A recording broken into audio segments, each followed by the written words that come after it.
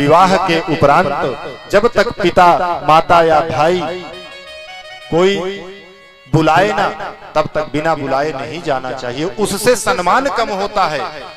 विवाह के उपरांत ज्यादा दिन मायके में रहना भी नहीं चाहिए, उससे भी सम्मान कम होता है।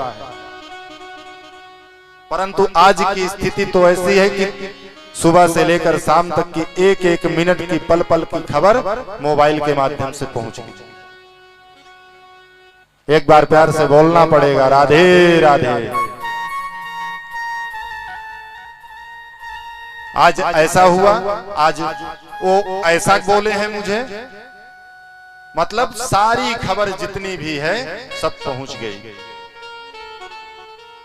जबकि विवाह के उपरांत माताओं को भी विशेष ध्यान देना चाहिए कि बेटी के जीवन में ज्यादा हस्तक्षेप न करें। बेटी हमने ब्याह दिया, ससुराल चली गई, बेटी अब तुम समझो और तुम्हारे ससुराल वाले समझो। छोटी छोटी बातों पर बतंगड़ नहीं बनाना चाहिए, उनसे कभी बेटी का जीवन सुखमय नहीं बीतता। और आज लगभग 20% से 30% ऐसे रिश्ते हैं जो सिर्फ मायके वालों की दखलंदाजी से बिखर रहे हैं। अरे हमने बेटी को जितना प्रेम से, जितना लाड प्यार से पाला है, विवाह के समय भी तो हमने देखा है कि हमारे बेटी के योग्य वर है कि नहीं।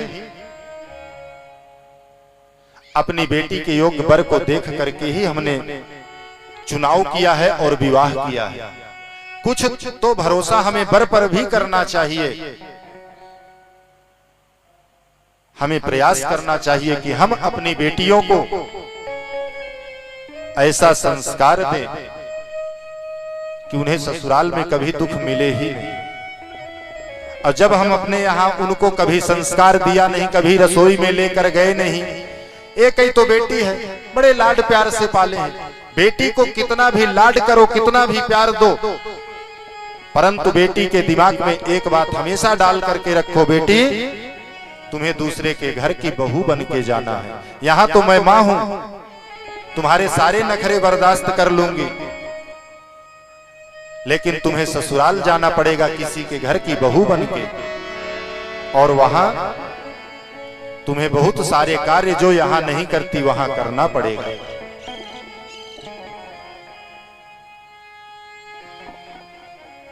इसलिए हमें विशेष ध्यान देना चाहिए कि अपने बच्चों को, बेटियों को और पुत्रों को भी अच्छी शिक्षा, अच्छा संस्कार दें और प्रयास करें कि जब तक हमारे मायके से सम्मान पूर्वक हमें बुलाया नहीं जाएगा, हम अपनी मर्जी से नहीं जाएंगे।